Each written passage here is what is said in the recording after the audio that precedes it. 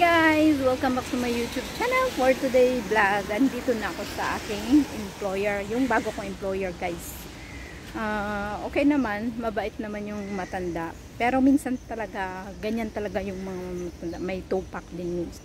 Pero dapat, ano lang, parang bata rin.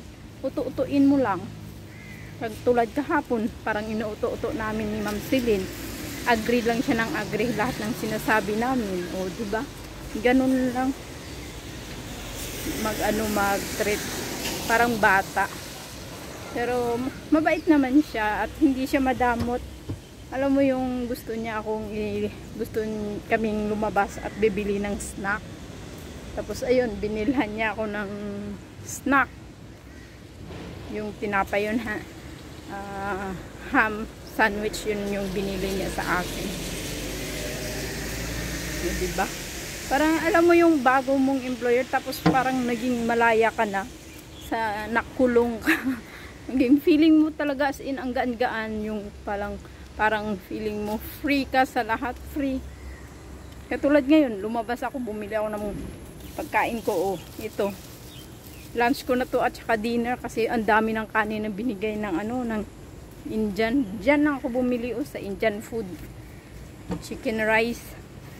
Yun. Nagbablog ako kanina, nagsasalita. Yung pala hindi naka-record, hindi ko na-press.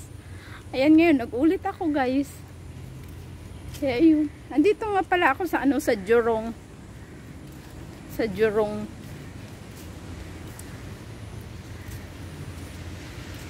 Ayun. Dito maraming kahoy, parang refreshing yung yung place. Hindi katulad dun sa orchard na ang init, ganitong oras grabe na yung init sa bahay kahit walang aircon, walang electric fan. Hindi siya mainit. Dun sa kailangan mo pa talaga aircon. Kaya buong araw doon aircon.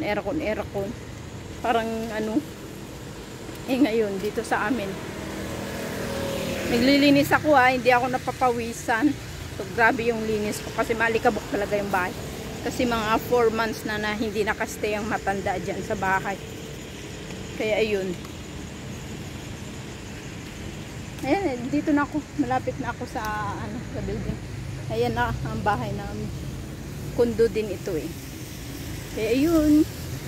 Aakyat din na naman ako doon. Para mamaya hindi na ako lalabas. Parang gusto ko magstay sa bahay. Maglinis. Yan po guys, andito na ako sa aming building. Paakyat na rin ako guys. Yan. Yan po guys, dito na muna magtatapos yung aking vlog. And see you in my next vlog. Thank you so much and God bless everyone. Happy Wednesday. Today is Wednesday. God bless everyone. Bye.